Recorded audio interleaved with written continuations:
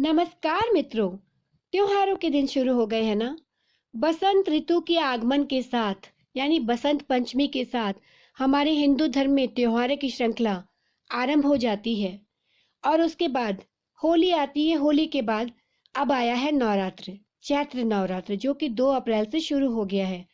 दिन के आधार पर इस वर्ष माँ दुर्गा घोड़े पर सवार होकर पृथ्वी पर आई हैं। घोड़े को युद्ध का प्रतीक माना जाता है मित्रों। इस नवरात्रि पर माँ दुर्गा घोड़े पर सवार होकर आई हैं और भैंसे पर सवार होकर प्रस्थान करेंगी। इन दोनों ही वाहनों को जो है शुभ नहीं माना जाता। घोड़े की सवारी का अर्थ होता है कि इस वर्ष शासन सत्ता को विरोध का सामना करना पड़ सकता है। वहीं कुछ जगहों पर सत्ता परिवर्तन भी देखने को मिल सकता है।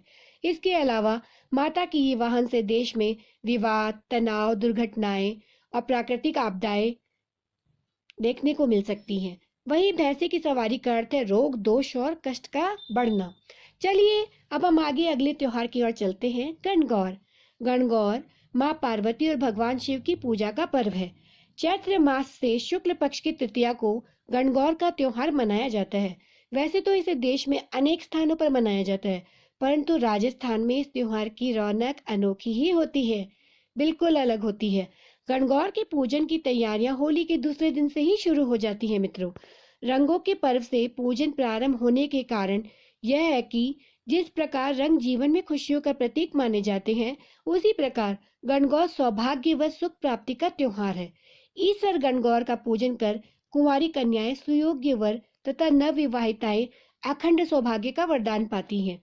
पौराणिक मान्यता के अनुसार गणगौर पूजन के माध्यम से माँ पार्वती द्वारा की गई तपस्या व पूजन का अनुसरण किया जाता है। उन्होंने शिवजी की प्राप्ति के लिए घोर तप किया था। उसके बाद उन्हें पति रूप में शिवजी मिले। गणगौर पूजन के दिन गणगौर के प्रसाद को चढ़ाया जाता है। महिलाएं और बच्चियां द्वारा ही यह प्रसाद ग्रहण किया जाता है। वहीं पुरुषों के लिए इसका निषेध है। इसका क्या कारण है? इस पर्व से जुड़ी कुछ एक अनोख रोचक बात है जो मैं आपको बताऊंगी। वो ये कि पुरुषों को इस पर्व पर चढ़ा गया प्रसाद देना नहीं चाहिए।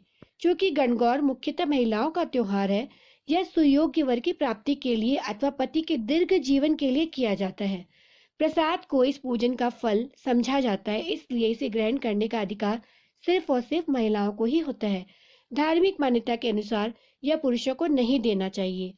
अब प्रश्न ये उठता है कि मनाया कैसे जाता है। चलिए हम आपको बताते हैं। गणगौर का पर्व सुहागिनें अपने पति की दीर्घायु के लिए करती हैं। उत्सव प्रारंभ होने के साथ ही महिलाएं हाथों और पैरों को मेहंदी से सजाती हैं।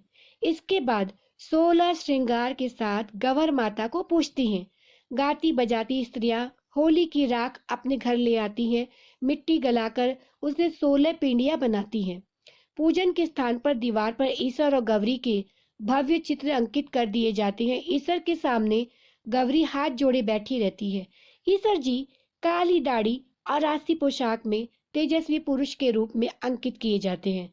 मिट्टी की पिंडियों की पूजा कर दीवार पर गौरी के चित्र के नीचे सोली कुमकुम और काजल की बिंदियां लगाकर हरी धूप से पूजती हैं। साथ ही इच्छा प्राप्ति के गीत गाती हैं। दीवार पर 16 बिंदियां कुमकुम की, 16 बिंदियां मेहंदी की और 16 बिंदियां ही काजल की रोज लगाई जाती हैं।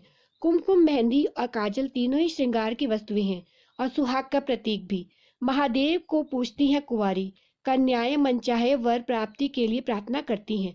अंतिम दिन भगवान शिव की प्रतिमा के साथ सुसज्जित हाथियों, घोड़ों का जुलूस और गणगौर की सवारी निकलती है, जो कि आकर्षण का केंद्र मानी जाती है।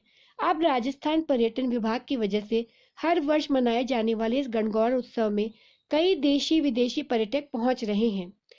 और कल बड़ी गणगौर है, क्योंकि गणगौर का कल समापन है, जो कि 16 दिनों की होती है। तो आइए हम सभी महिलाएं, सुहागिनें, कन्याएं मिलकर गणगौर का पूजन बहुत ही धूमधाम से करें। आप सभी बहनों को मेरी ओर से गणगौर की बहुत बहुत शुभकामनाएं। नमस्कार।